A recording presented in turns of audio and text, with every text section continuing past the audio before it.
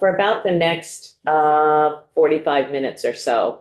And then so we had previously scheduled H594. But the witness needs additional time to prepare his testimony, and so we allotted for that. So this morning, in terms of change of schedule, next 45 minutes, we're going to start to take a look at some of the documents. I'm going to ask you to turn to the Appropriations Committee webpage on your iPads or computers, because that's where we're going to find the documents that we need to look at. And if you look at under Adam Gresham, we'll start to see some of the summary of what the governor presented in his budget yesterday. So that's what we're going to look at this morning. And then this afternoon, the witnesses, again, around H594, have asked for additional time to prepare their testimony. And so at 1 p.m., we are going to be hearing from Katie around the constitutional decision around residency and to answer some of your questions, Representative Steady, and anybody else who has other questions about that. So Katie will be here for us this afternoon on that. And that's this afternoon. That's at 1 o'clock. People that. No, to walk. Oh, to watch? That's. Yeah. And actually, Lori, I'm going to change that. I'm sorry, I know you changed the agenda. Might change that to 1:15. Right. That work for your schedule? 1:15 work for your schedule instead of 1? Okay. Okay. Madam Chair, Yes. are the other H594 items remaining on the table this morning? Yes, they are. Okay, so what we don't have, obviously, is individual department information. But I would just want to walk through, because this is not something that we generally spend a huge amount of time on, because we just kind of delve deep into the individual departments. But the governor's sort of overview, I think, is important for people to look at. There are copies around the building in print if you want to have a print copy of it. Is this what's labeled as budget, FY 2027 budget summary? Okay. Yeah.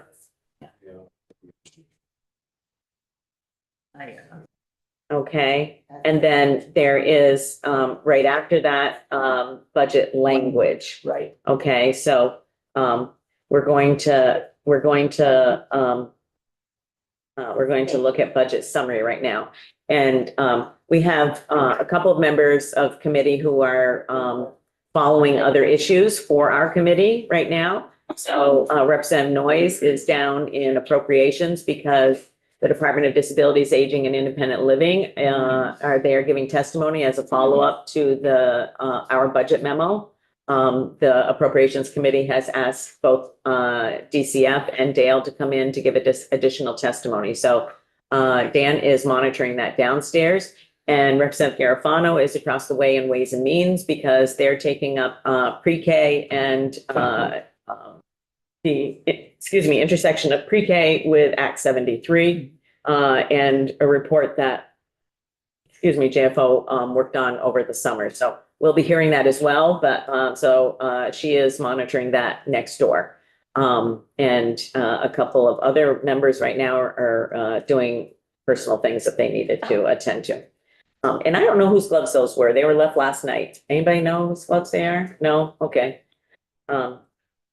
Okay, so let's open up, and we're kind of doing this on the fly, I'll be honest, because yesterday we kind of heard at the last minute that our witnesses needed more time to prepare for 594. So we were hoping that they would be prepared today, but we want to allocate that time to them. So I'm going to flip as we go. All the beginning part is sort of like understanding, where the trends are heading. You see some graphs in there.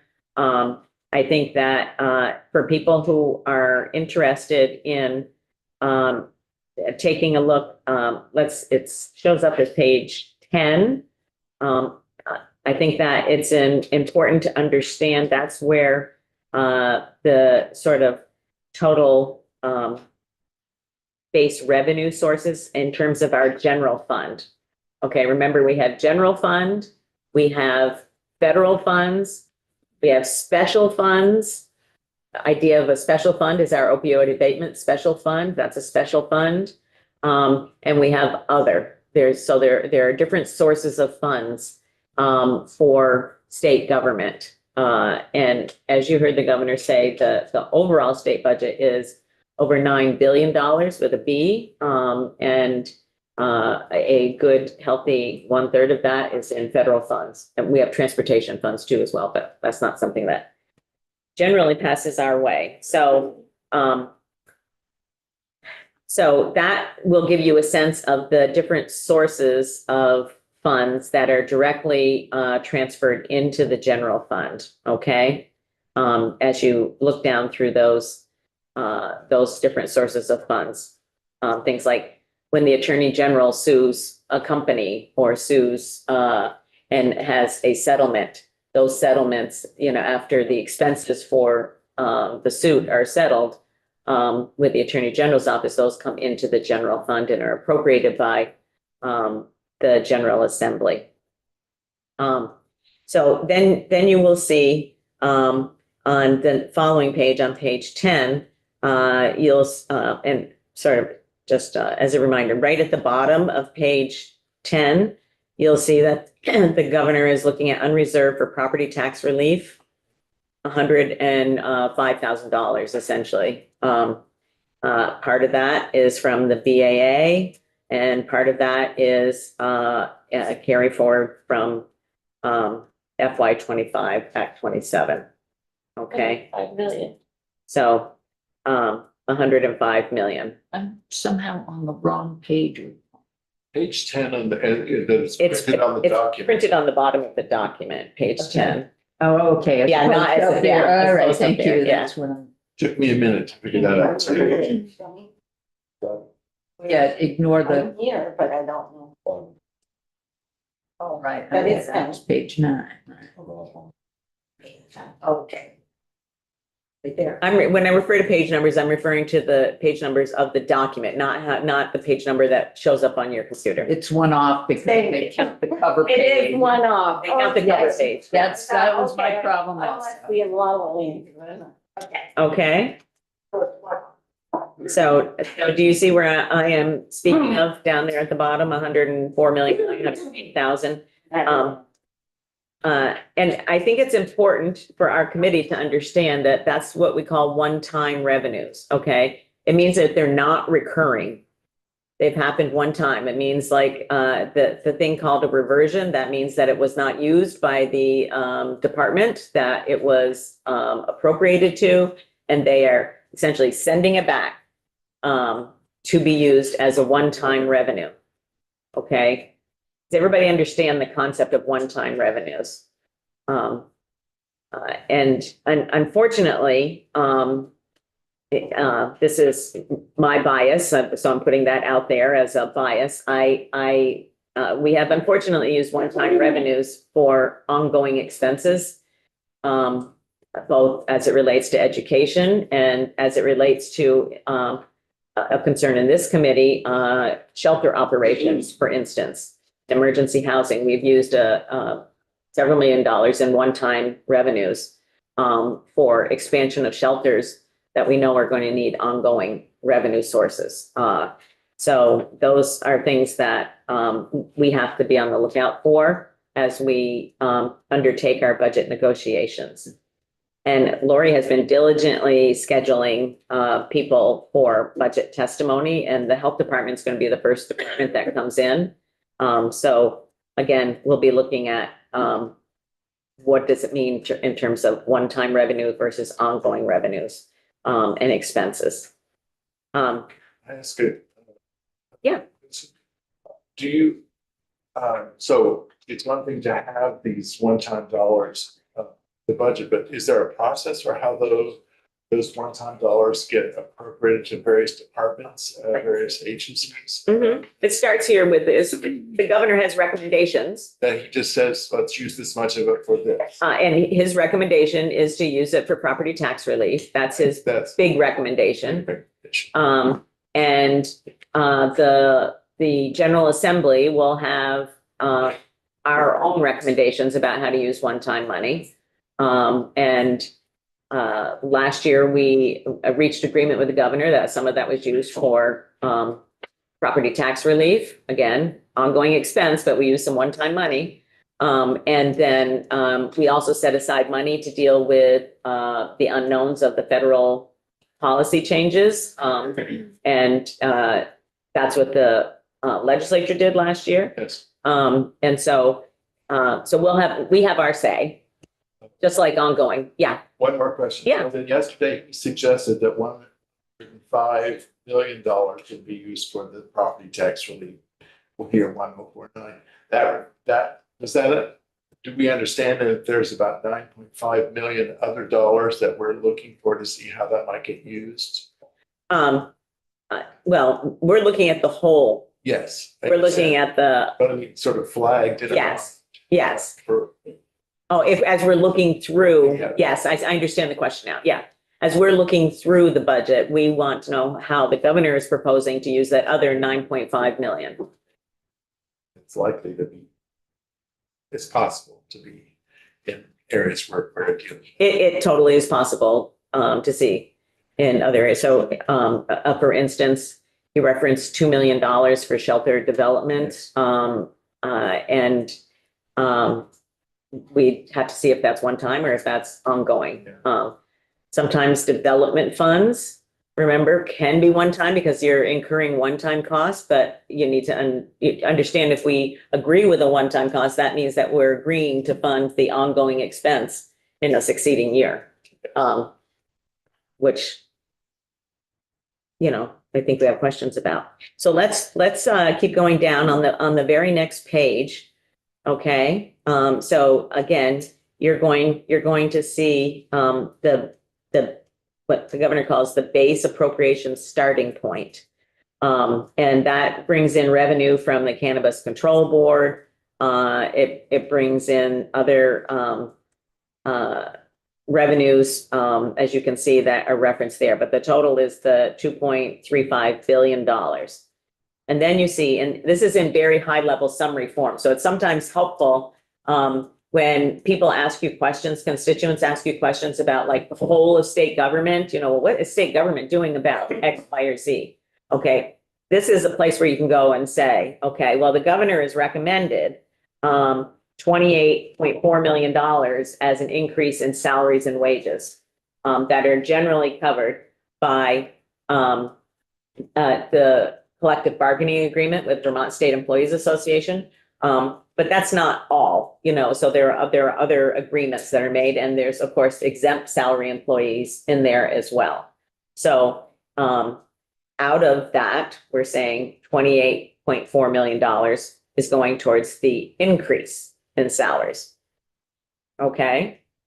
Again, the next is increase in health benefits for the employer contribution, and then the employer retirement plan contribution. These are all things that are costs that impact all of state government. And these are increases, Those are increases. increases over, so we don't Over really know what base. the number is by looking at this. It's in each department's budget, so. Okay, and then looking at ADS for people, that's Agency of Digital Services. So we saw in BAA big increases in the Agency of Digital Services allocation out to our policy departments, and our sister committee is going to be looking at the Agency of Digital Services budget because it's a big increase, and we know that state infrastructure is in need of ongoing updates, and especially in the human services area, we see the impact of not having updated technology. And so but I think that there's a need to understand these better, for sure. That's not gonna be our responsibility. Okay, just kind of skimming down through there. So another thing, I'm not gonna refer to the pension related stuff. Those are all things that's baked in, set in statute at this point in time, would require some change in statute in order for those to be changed. Yeah, I do have one question about the global commitment match. that's right where I was going. Oh, sorry, I thought we were. No, Okay, no, so go ahead with your question. yeah, I mean, this is interesting in the context of the big landscape, you know, we're getting less in federal dollars, but are they requiring more that we match in this broad? We'll hear from Nolan. I'm not sure, but I heard Chair Shy from Appropriations say that the general fund, you know, it's a Medicaid, just to remind you, is a state and federal shared program. That our match rate was the state share was going up, I heard, but I thought I heard that in a conversation. So I need to understand that better, and will understand. But so if that is true, then just to maintain the same services that we have out there, it would cost us more money in state funds just to maintain. And that is something that goes up and down based upon a formula set at the federal level. And it has to do with poverty levels and the economy. And there's a bunch of different elements that go into it. And we're just told what it is. We don't really have any say in what it is. The minimum that it goes down to is 50%. So no, that's not true. Take that back, rewind. I don't think that's true. So right now, it's roughly a 45-65 split between 45 state funds, 65 federal funds. But even 0.1% is big dollars, because we have hundreds of millions of dollars in Medicaid funds. And this is an evolving topic, because even though some of the changes in HR 1 at the federal level don't go into effect until after November of this year, they are in effect for FY27, our state fiscal year. So they start to become in effect. And so I'm sure that AHS has been doing a lot of work trying to understand what are going to be the implications of that for our Medicaid program. And what I'm speaking to are the changes in work requirements, the need to essentially reapply every 6 months, the need to have additional documentation, and in places where that has been instituted at the state level previously, they did see a drop in the Medicaid utilization. There's a drop in the numbers of people covered by Medicaid. That, there's lots of things influencing this, and some of the actions that we take here will have an influence on that. For instance, you've seen in your inboxes weeks ago, there's a request by community agencies for folks to do in-depth explanations to individuals covered by Medicaid who are on their caseload, so that they understand that what the requirements are and to retain their Medicaid. So yeah, Esme, that's it's going to be impacted by caseload, but then it's also going to be impacted by changes in the what we call the FMAP. Yeah. Okay. So that's a big one. That's, $26 million. And I think you heard the governor speak to an increase for higher education. You can see that there on that line item, $4.1 million. And then there's at the bottom there, 7.3, which looks like a bunch of sort of miscellaneous up and down different things. So in terms of what the initiatives, that the governor referenced, in his speech yesterday, some of them, I'm not sure if he referenced them all, but did reference some of them. Yeah, Just going to go back quickly to Yeah. that prior list. I guess we'll have to ask more, but the new appropriation to the Cannabis Control Board to cover the gap between fees and operating expenses.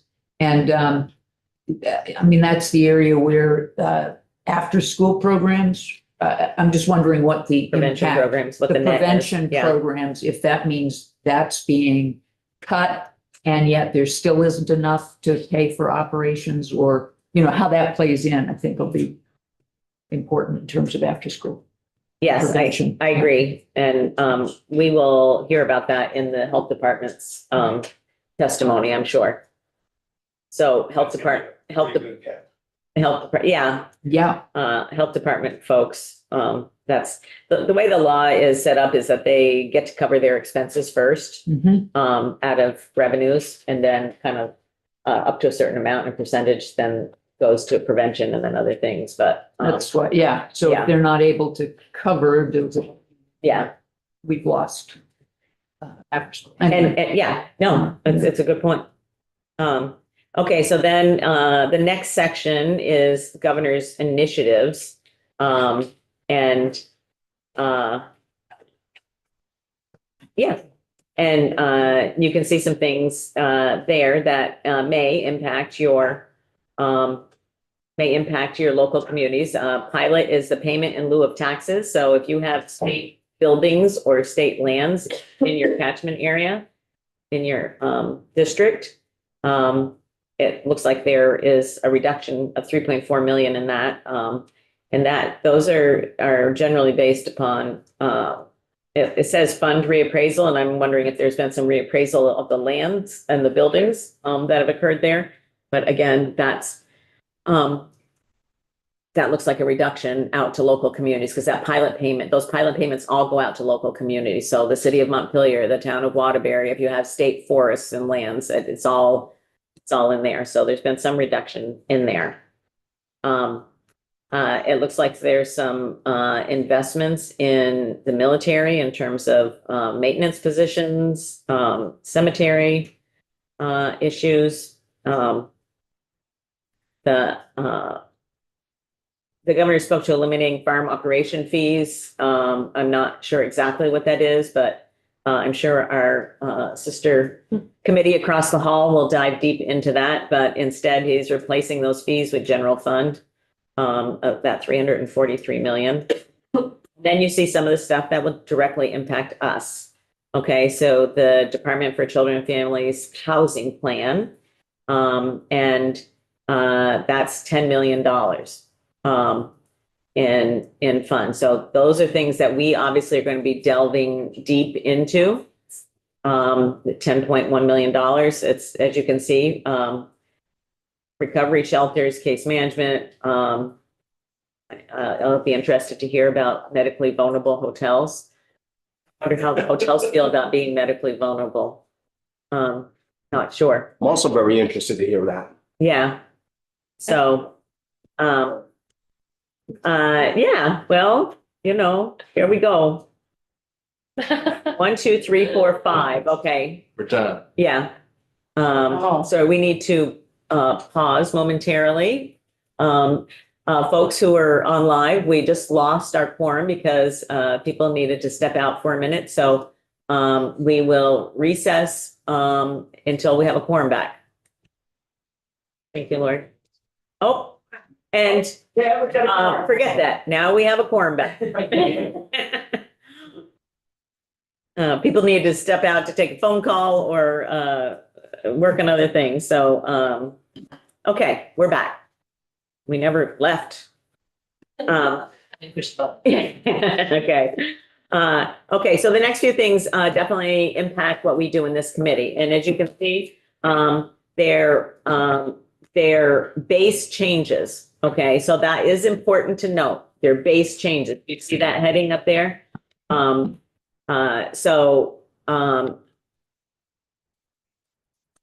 The other thing is, this is a new one, Dale Opioid Recovery Employment Program. It's new to see it here. I can tell you with certainty that they requested that money from the opioid abatement settlement fund, and it was not recommended by the committee. It was seen as valuable, but not something that rose to the top. So the governor felt differently about it and is including it in his budget. Pretrial, yeah, That's through higher ability. yes, hireability is the state's vocational rehabilitation department or division. It's, yeah, yeah. They did a pilot project. The pilot project was funded. We took testimony on it. Right, Um, and they expanded the. They wanted to expand the sites, I think. They did do some expansion, yeah. Yeah, so we'll hear from them during the budget testimony for sure. The pretrial supervision, governor spoke about that in his State of the State. The Corrections and Institutions Committee will be taking a look at that. Green Mountain Care Board, there are positions established in 25, so this is the state share of those funding. And then something that we haven't really seen in a while, and that's the Agency of Education base funding increase for education transformation. This is specifically for, they're asking for it in base. It's base funding for limited service positions. So what that signals is that they expect those positions to continue. Yeah, you have a question on your face? I guess, yeah, I mean, it does feel a little ironic. But maybe that's just, that's obviously my personal take, just because education transformation was supposed to reduce a lot of the admin stuff. So I don't know, that's just my immediate reaction.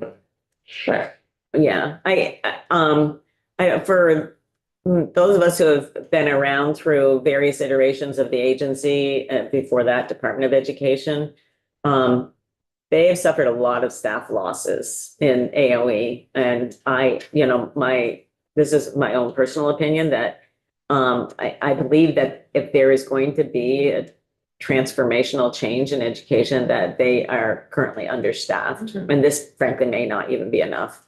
totally, yeah. Because it's not that many positions. It's a lot of money, but it's not that many positions.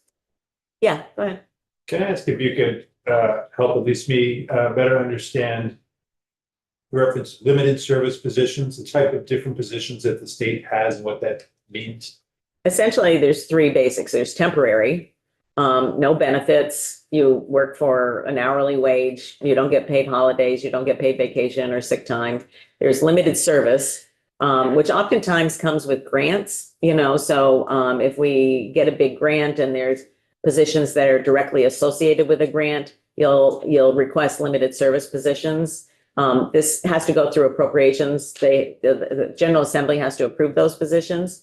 And if it's in the off time, well, actually, anytime the state accepts a grant, it goes through the Joint Fiscal Committee. And if it requires limited service positions, they're approved at that level. But with limited service, you get paid vacation, you get sick time, you get health insurance, but you're not a permanent classified, so you don't have reduction in force rights. So if they're, which we call RIF rights, so if there were a reduction in the state's employee base, then limited service positions don't have access to essentially bump a person of lesser seniority. And then there's permanent classified positions. So that's the majority of the state workforce. And those individuals are covered by various negotiated agreements. The VSEA represents the largest share, but not the only. The state police has their own bargaining unit, and I'm not sure who else, but there's more than one, but the VSEA is the biggest one. Limited service position folks, do they have access to the retirement? I don't know the answer to that question. Anybody, do you know, David? Yeah, I'm not sure about retirement, to be honest with you. Are those positions that walk a little bit of a line between base and one time? Are they? Yes, Yeah. because generally one time is something really for only a year. And usually a limited service position, especially associated with a grant, is going to last more than 1 year because grants generally last, for depending upon the topic. So it can be for a set period of time or no defined time on the end. But there is a review of limited service positions by the Department of Human Resources each year, and they ask departments about, Whether it should still.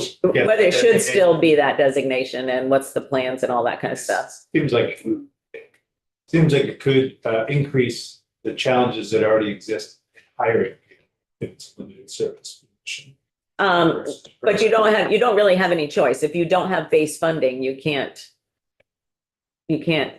hire a classified position. And if you don't have legislative approval, you can't hire. Which is, remember, in DCF, they were seeking to add 2 positions in the HOP program. Right. And we said, while we agree that these positions may be necessary, you got to go through the proper procedure to get them. You can't just do it. Yeah, and kind of on that similar vein, and I know the education committees will be looking at this deeply, but like you said, Chair, with the understaffing sort of of the vacancy of education, those are real positions that were budgeted for. So I'm a little bit confused about why we're doing, and they were not filled and declared vacancy savings. So I'm a little bit confused why we're creating new positions even though we had positions available that just weren't being filled. So I don't know. I think that's a sort of a perennial question is, the vacancy savings and how does that play into hiring and requests for new positions? And, I think that there is people have some questions sometimes about whether vacancy savings have been used essentially just as a backfilled budget to make it balance. And sometimes you're instructed in the budget documents a certain percentage to actually budget for vacancy savings. I mean, all employers have vacancy savings at some point in time. And it is highly variable depending upon the economy. And we are seeing some shifts in the economy. So I think that that's something for us to pay attention to when we see individual departments' budgets. Yeah, for sure. Okay, and then you see some one-time. I'm not sure I would necessarily call these policy changes, but you see one-time. Again, a lot of that has to do with our committee, emergency housing. So we'll be looking at, what's the difference between that and what was budgeted in FY 26, excuse me, is this 26? We see temporary secure youth treatment facility. That's Brenda and Ann's area.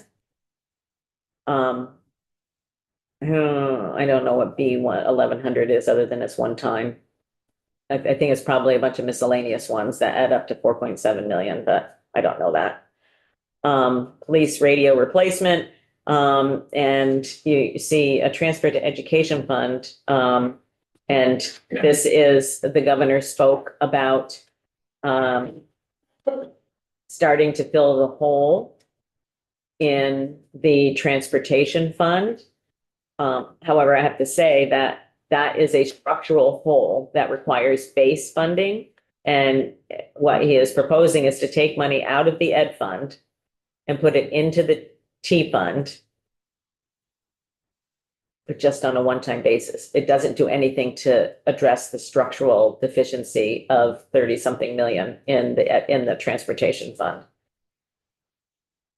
And I don't know if people followed, but the Joint Fiscal Committee needed to act in the off session. There was a rescission in the Agency of Transportation, so there were some reductions in force and some reductions in appropriations in the Agency of Transportation in the off session. So there is a real issue in the Agency of Transportation. But just to be clear, that's what's being proposed right now is to transfer money from the ed fund into the T fund, essentially. And then you'll see, as we saw further up, a transfer of 105 million for property tax relief, again, one time. So, that gives you sort of a high level of where some of the, investments are going, some of the, changes that are being proposed by the governor. And then,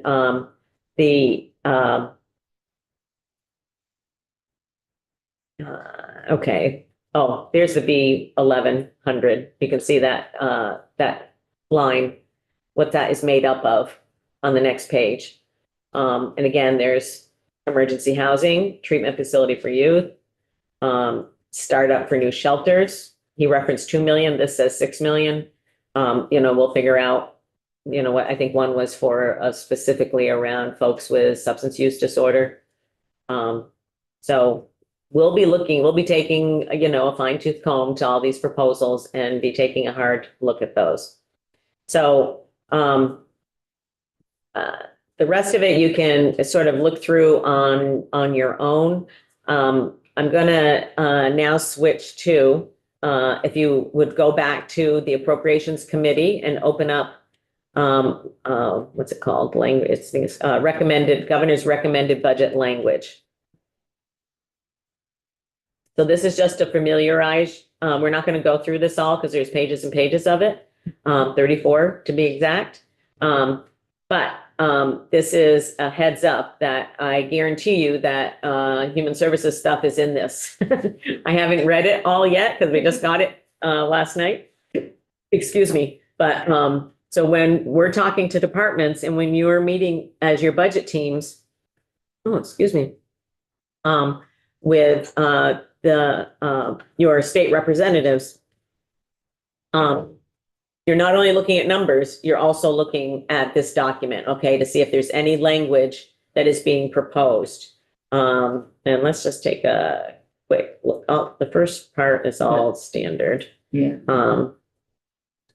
Legal aid, the issues that they brought to us for budget adjustment, there's a. All right, so Piece there. if you go to B 300, B as in baby 300, that is where human services starts. Let's just take a quick look at B 300.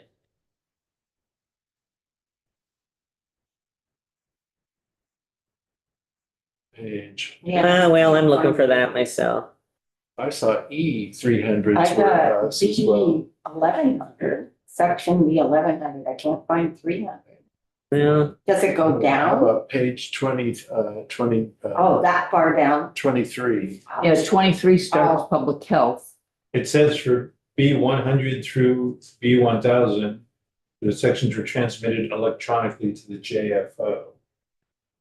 I think it's the So E's. I don't know if it's just not. here. okay. Oh, so it's not here, right? Yeah. It's Okay. not here. All right, so I'm sorry, what did you say, Zan? I see at 22, I see Department of Health. Actually, Yeah. starts E 300 on page 19 of the document. Funding for the Office of Healthcare Advocate is something that Right. impacts us, Okay. okay? So we did hear from legal aid during budget adjustment, of, their need for poverty law project.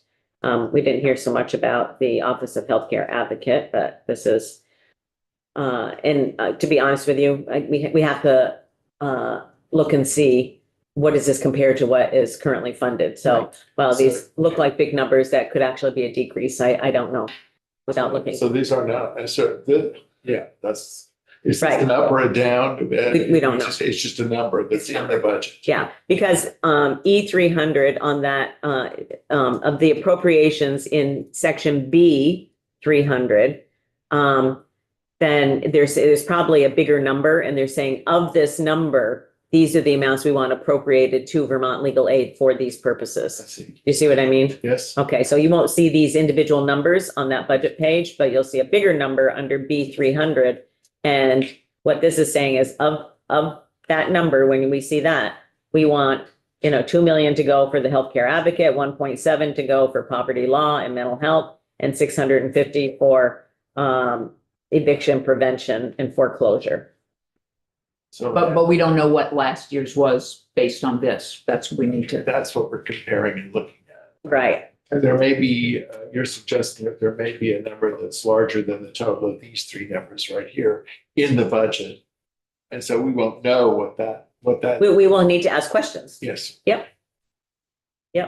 And then you'll see a bunch of stuff on global commitment.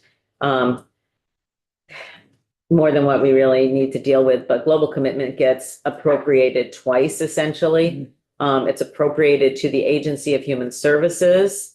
Because the Agency of Human Services is the one who has the contractual agreement with the Centers for Medicaid and Medicare Services, CMS. And then it is also appropriated in the individual departments where it is spent. So when you hear appropriations talk about unduplicated global commitment, it means that it's not being counted twice. So we'll see it in AHS. We don't really look at that. We look at it in the individual departments, you know, so like in Dale, Choices for Care, in Developmental Services waiver. We see it in receipts in Department for Children and Families. So we see it in the Health Department there. So just saying that it's appropriated twice. That's all you need to know, but it's not really counted twice. So that is, okay, so I'm just looking at, this is new language, 3013. It says Secretary of Human Services is authorized to seek an extension of Vermont's global commitment 1115 waiver for the period January 1, 28 to December 31, 32. Why is that important? Because the state's entire Medicaid program is in global commitment, and it is dependent upon a waiver of Section 1115 of the Social Security Act for the state's Medicaid program to operate. And the state will need to negotiate with the federal government around what are the negotiation agreements. You know, we have a pretty favorable global commitment right now, pretty favorable to the state.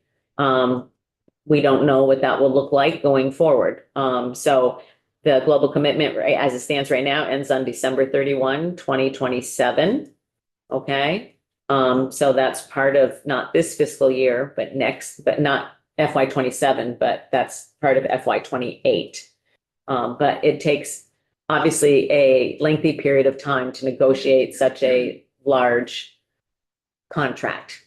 And we have never negotiated with this administration for the 1115 waiver. So it was extended through the previous administration. So I'm sure it will be different because most things are different. Okay, May I ask one technical question? absolutely. What's the significance of passages that are underlined? It means it's new language essentially. Some of this is, I guess what I would call boilerplate that appears on a We'll look- routine basis, yeah. Okay.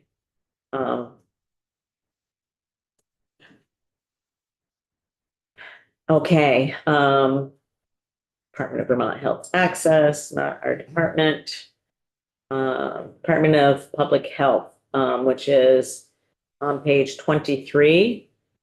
So the health department folks, will need to take a look at that. This is language that appears pretty, I don't know, since I've been here, I've seen it every year in some form or another around HIV/AIDS prevention and services and how that's appropriated out to the community. So that will be something that Todd and Eric take a look at and compare that to what we have currently. And then we see in the very next section, also the health department for, I said Todd, I didn't mean Todd, I meant Zahn, sorry. Well, Eric I and was Zahn. thinking- Yeah, I said Todd, I meant Zahn. Todd is with Dale and Dan. Todd, Dale and Dan, and health department is Eric Zahn. So again, and there have been some questions about how these funds get out, how long it takes for these funds to get out in the community. That'll be something that we need to really figure out a way to address, okay? Okay. And then, bless you. And then we're moving into benefits, those 3 squares, that'll be in Jubilee and Esme's area. And OEO. Again, this is unfortunately, what we've been doing has been governing homelessness services through budget language. We'll see if we can make a change to that this year, okay? But please take a look at that. And then the HOP, and then weatherization also there, and then moves into corrections.